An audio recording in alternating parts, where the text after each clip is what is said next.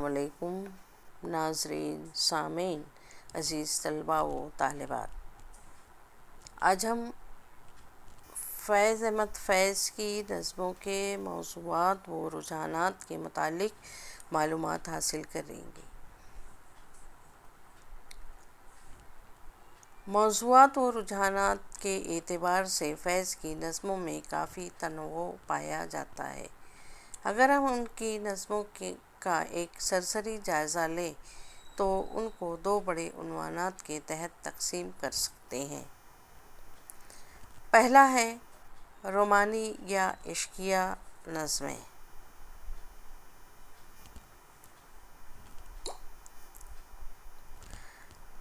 رومانی یا عشقیہ موضوعات رجحانات فیض کا مزاج بنیادی طور پر رومانی ہے۔ یہ رومانیت کہیں بھی ان کا ساتھ نہیں چھوڑتی۔ وہ جہاں کہیں بھی رومان اور حقیقت کے سنگم پر کھڑے ہوئے نظر آتے ہیں، وہاں ان کا جھکاؤ فطری طور پر روحانیت کی طرف ہوتا ہے۔ اب پہلا موضوع ہے فیض کی ابتدائی شاعری۔ اس میں رومانیت کی جھلک سب سے پہلے عشق و محبت کی طرف ان کے رویے میں نظر آتی ہے۔ جوانی کے تجربات اور اس دور میں انسان جن منزلوں سے گزرتا ہے، اس کے مختلف پہلوؤں کی نشاندہی ان کی متعدد نظموں مثلاً آج کی رات، انتظار، سرود شبانہ،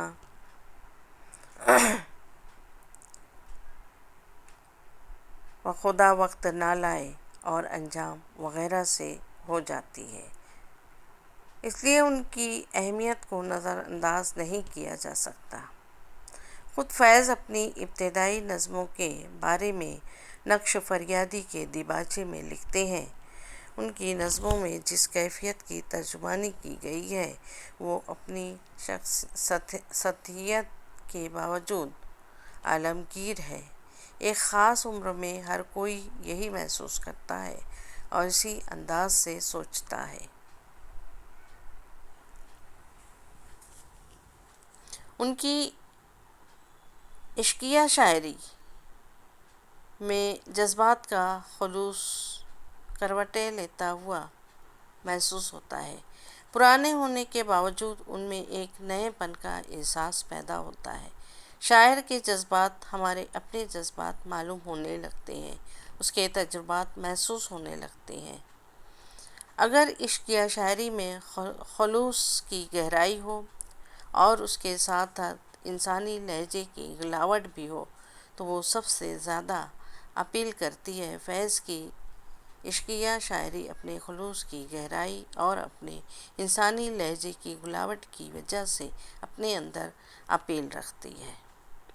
فیض کی ابتدائی شاعری میں رومان اور تکنیک کی پابندی نظر آتی ہے، لیکن پھر وہ جلد ہی زندگی کی الجھنوں میں گرفتار ہو گئے۔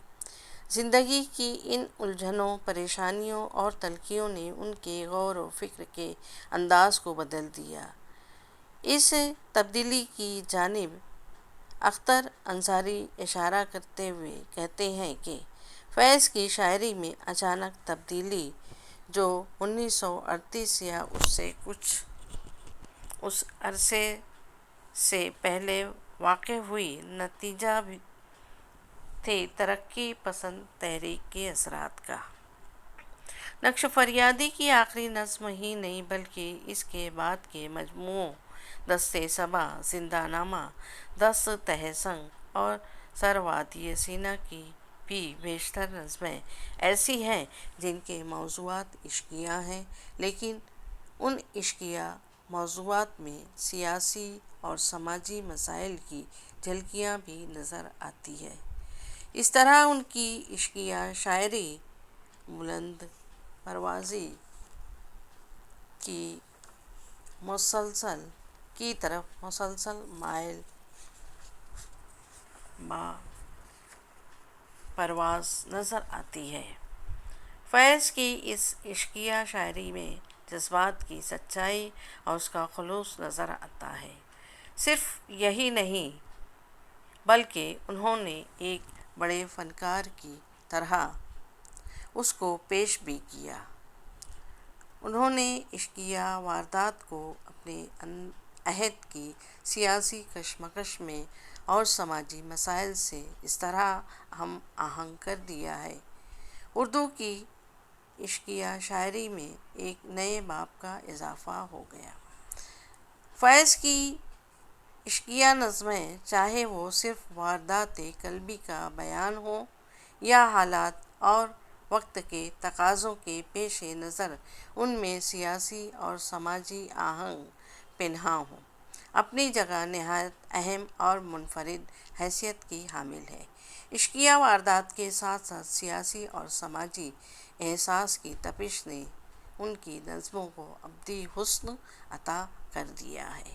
اس طریقے سے یہاں فیض احمد فیض کی عشقیہ شاعری کا اختتام ہوتا ہے۔